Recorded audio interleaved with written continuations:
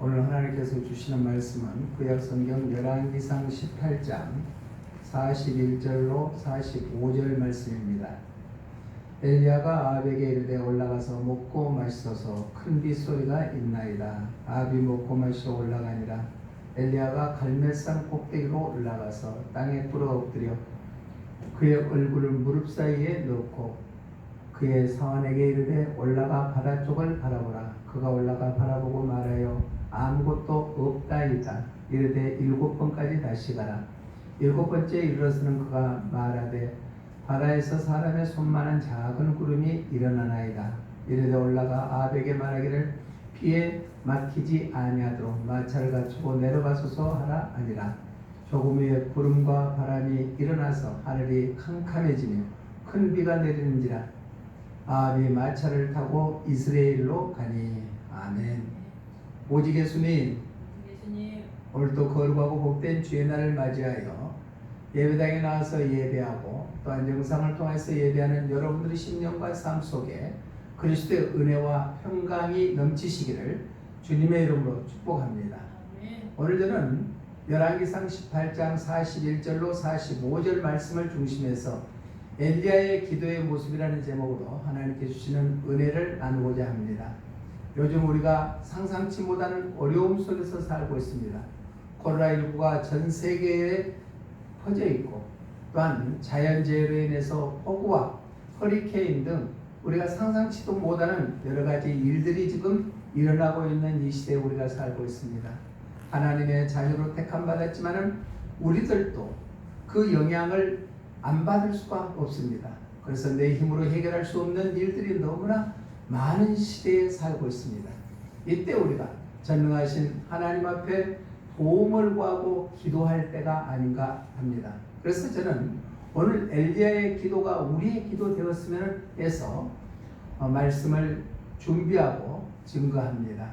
엘리야는 기도의 사람이었습니다.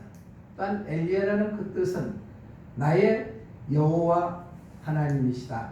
나의 하나님은 여호와시다라는 뜻을 지니고 있습니다.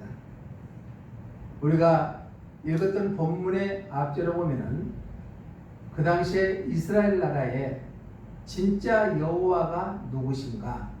그래서 바알이 여호와이신가? 하나님이 여호와이신가? 그래서 바알 선지자와 850명과 겨루어서 갈멜산에서 이기고 또한 그들을 도륙하는 사건이 기록되어 있습니다. 나의 여호와는 하나님이시라는 것을 증명해주는 사건이었습니다. 엘리야를 통하여서 이스라엘이 여호와가 하나님이시라는 것을 증거해줄 뿐만 아니라 3년 6개월 동안 비가 오지 않는 땅에 비 오게 하는 엘리야의 기도가 오늘 본문의 내용입니다. 이 내용에 야고보 기자는 야고보서 5장 17절에서 엘리야는 우리와 똑같은 성정을 가졌을 때 3년 6개월 동안 비 오지를 않게 기도했더니 비가 오지 않냐고 다시 기도하며 비가 왔다고 기록되고 있습니다. 엘리야의 기도가 하늘나라에 상달돼 응답되는 것처럼 우리 힘으로 해결할 수 없는 이 시대의 우리들도 엘리야의 기도의 모습이 우리의 모습 된다면 우리의 기도도 하나님 앞에 상달되게 될 줄로 믿습니다. 그러면 엘리야의 기도의 모습은 어떤 모습인가? 첫 번째로 우리 본문 42절 중반절에 보니까 엘리야가 갈멜산 꼭대기로 올라가서 땅에 꿇어 엎드려 라고 말씀하고 있습니다. 엘리야가 비 오기를 간구하기 위해서 갈멜산 꼭대기로 올라가서 땅에 꿇어 엎드렸다. 땅에 꿇어 엎드렸다. 이 말씀은 인간은 나약하기 때문에 인간의 힘으로 해결할 수 없는 문제를 주권자이신 전능하신 하나님만 바라보고 겸손하게 기도했다는 것입니다. 사랑하는 성도 여러분, 우리 인간의 힘은 제한적입니다. 할 수 있는 것보다도 할 수 없는 것이 더 많습니다. 많은 사람들이 건강하게 살기를 원했지만 병들어서 힘들어하고 또 죽음을 맞이하는 사람들도 있고 사고당하지 않기를 원했지만 뜻하지 않는 사고를 당해서 어려움에 처해 있고 경제적으로 타격을 받지 않고 살기를 원했지만 사업이 어려워지는 사람들도 있습니다. 이럴 때 우리는 엘리야처럼 땅에 꿇어 엎드려 겸손한 마음으로 하나님 앞에 기도한다면 하나님께서 우리의 삶을 책임져 주시게 될 줄로 믿습니다. 엘리야는 우상 숭배자들 바알 선지자와 850명과 겨루어서 이겼습니다. 그들을 전부 다 도륙이 했습니다. 하늘에서 불이 내려와서 제물을 다 태웠습니다.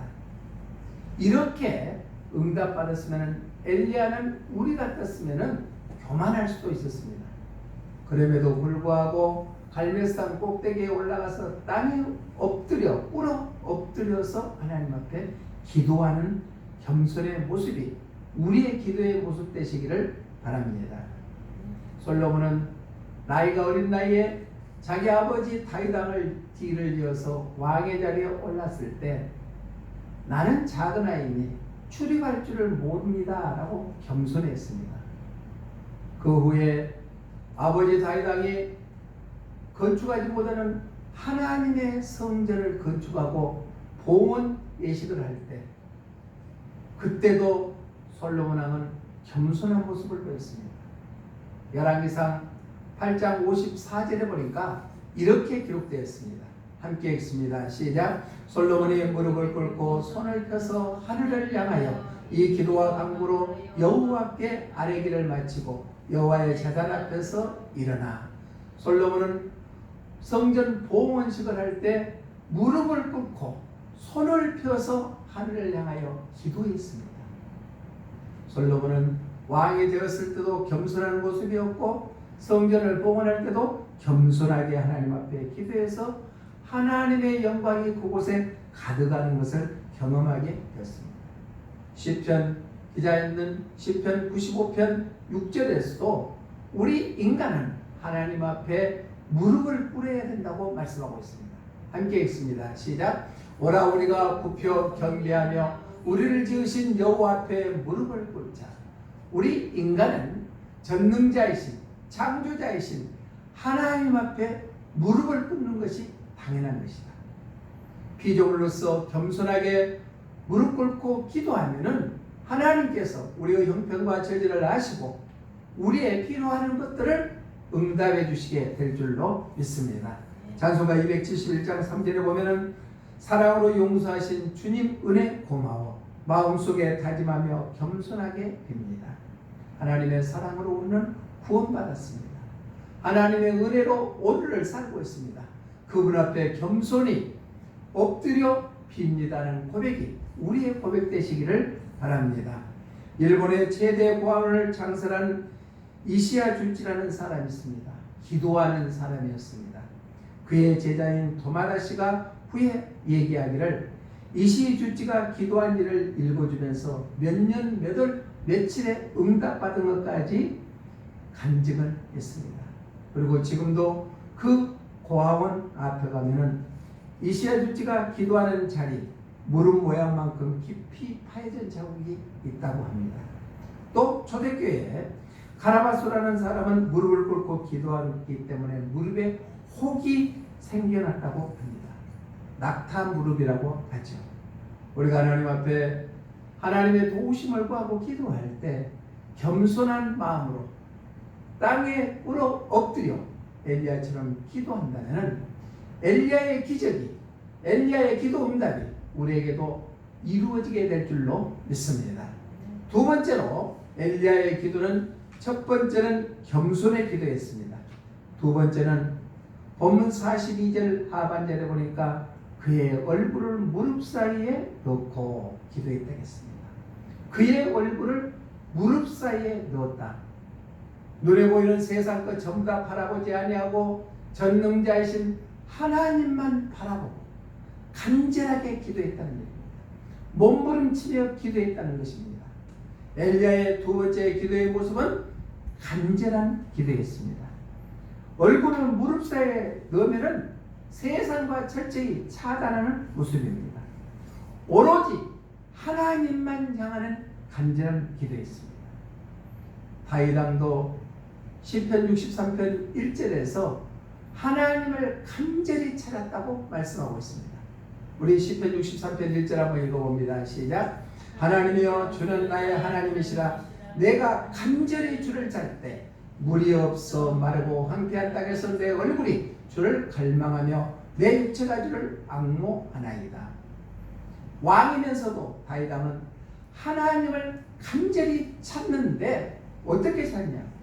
물이 없어서 마려버리고 황폐한 땅에서 내 영혼이 주를 갈망한다는 표현을 했습니다. 사랑하는 성도 여러분, 우리가 기도할 때 응답돼도 그만, 안 해도 그만 하고 그냥 기도하는 것이 아니라 꼭 응답받아야 된다는 간절한 마음 갖고 하나님 앞에 기도한다면 엘리야의 기도가 응답되는 것처럼 우리의 기도도 하나님께서 예면하지 않게 될 줄로 믿습니다. 예수님께서도 인류를 구원하기 위해서 십자가에 대신 죽기 전날 밤에 겟세마네 동산에서 올라가서 제자들과 기도했습니다. 그때 십자가의 고통이 너무나 크다는 것을 예수님은 아셨기 때문에 아버지여, 아버지의 뜻이라면 이 자녀 내게서 지나가게 하옵소서 기도했습니다. 그러다가 아버지의 뜻대로 하옵소서. 그 기도할 때 어떻게 간절하게 기도했는가?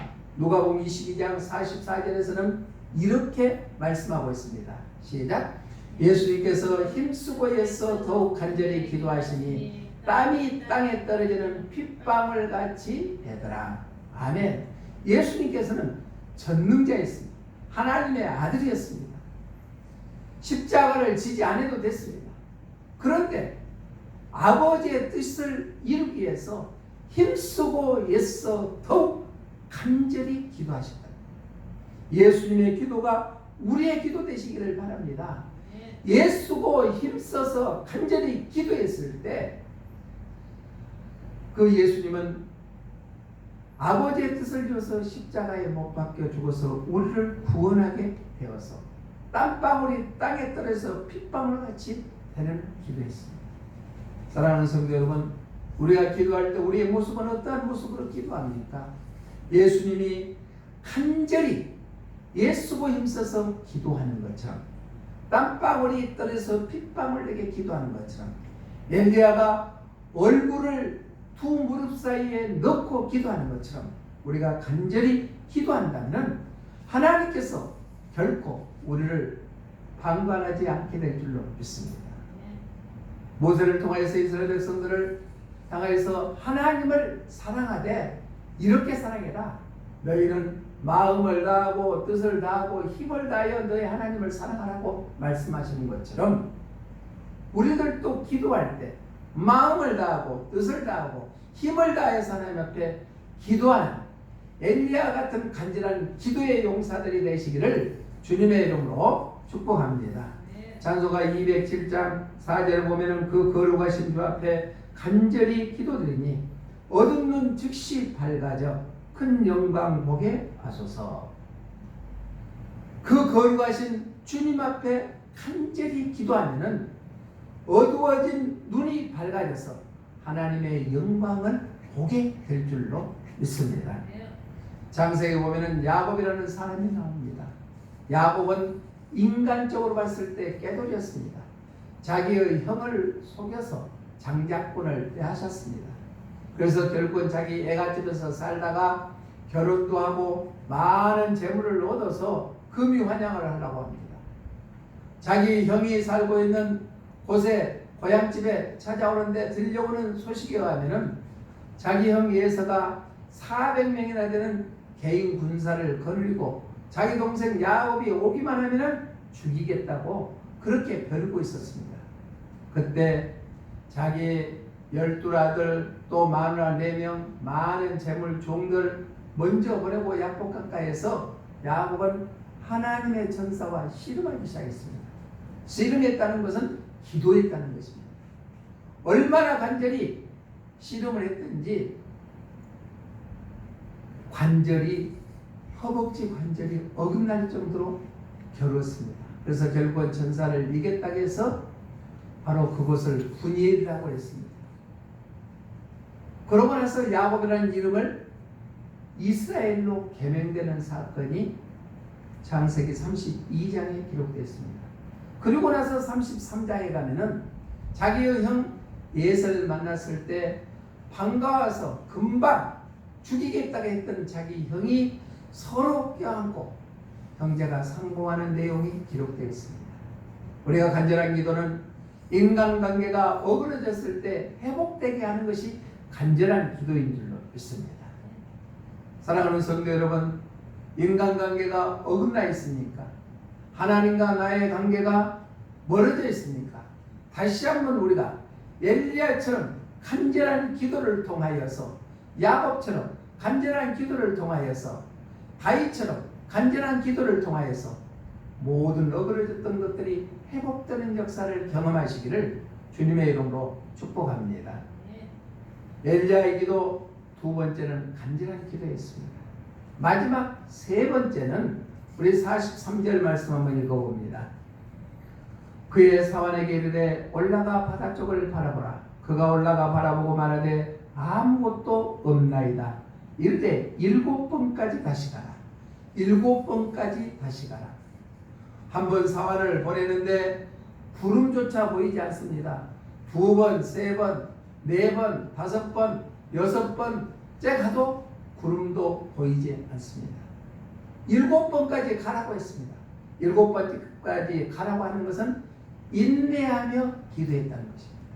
엘리야의 기도는 첫 번째는 겸손한 기도였고, 두 번째는 간절한 기도였고, 세 번째는 인내의 기도였다는 것입니다. 우리가 기도할 때 하나님께서 내 기도를 들어 응답해 주지 않는다고 쉽게 포기해버리고 낭망해버리지는 않습니까?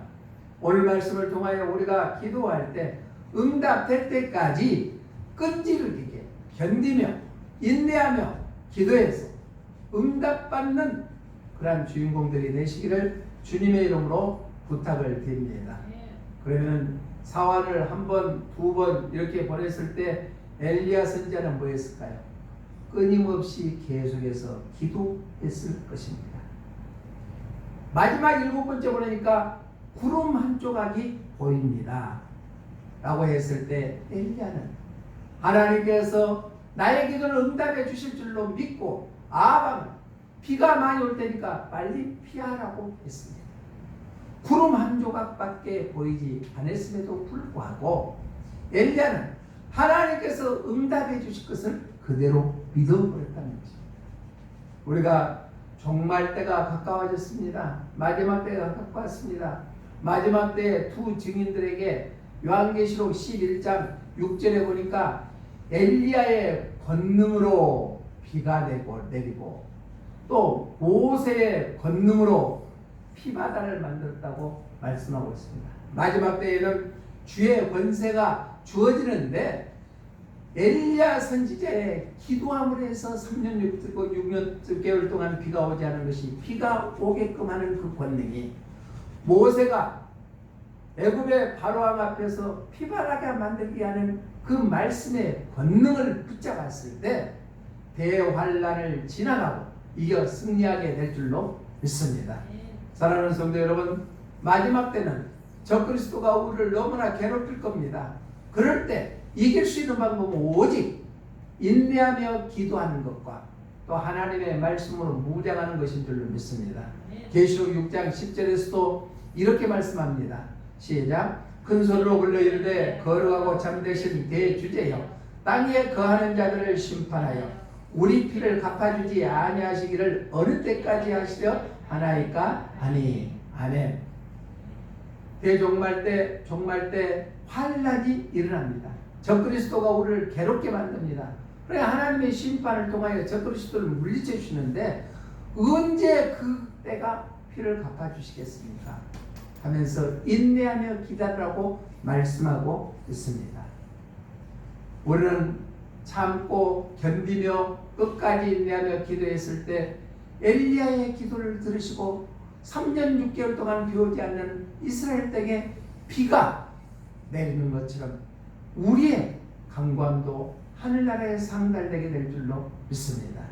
히브리서 기자는 인내하는 요구를 하나님의 뜻이 행하여서 그것을 볼 때까지 보게 하기 위함이라고 말씀하고 있습니다. 히브리서 10장 36절 한번 읽어봅니다. 시작. 너희에게 인내가 필요함은 너희가 하나님의 뜻을 행한 후에 약속하신 것을 받기 위함이라.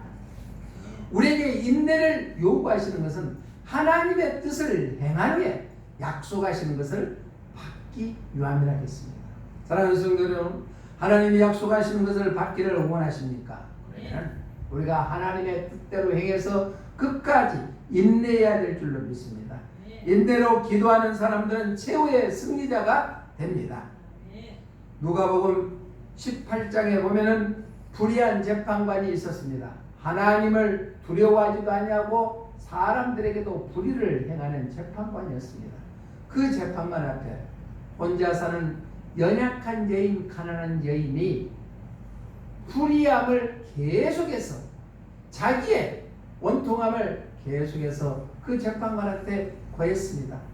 얼마나 고했던지 이 불의한 재판관이 알았다 하고 그 소원을 들어줍니다. 왜? 그렇지, 들어주지 아니하면 날마다 찾아와서 나를 괴롭게 하기 때문에 그런다 하면서 예수님께서는 비유로 불의한 재판관도 여인의 간청함을 들어주시는데 기도하는 자에게 하나님께서 소원을 들으시지 않겠느냐라고 기도에 대해서 비유로 말씀하십니다. 사랑하는 성도 여러분, 하나님은 지금도 살아계신 분이신 줄로 믿습니다. 하나님은 우리의 기도를 들어주시는 분이신 줄로 믿습니다. 응답될 때까지 인내하며 기도하여 엘리야가 응답받는 것처럼 우리도 기도에서 응답받는 간증의 주인공들이 다 되시기를 주님의 이름으로 부탁을 드립니다. 역치 법칙이라는 것이 있습니다. 무엇이든지 좋은 결과를 낳기 위해서는 어느 정도 양이 차야 된다는 얘기입니다. 그와 마찬가지로 우리들도 우리의 신앙도 우리의 기도도 어느 정도 양이 찼을 때 가능하게 된다는 얘기입니다. 엊그저께 서재에 프린터가 안 되고 거기에 카트리지 교환하라고 계속 메시지가 떴습니다. 그래서 이 방법 저 방법을 해봐도 안 돼요.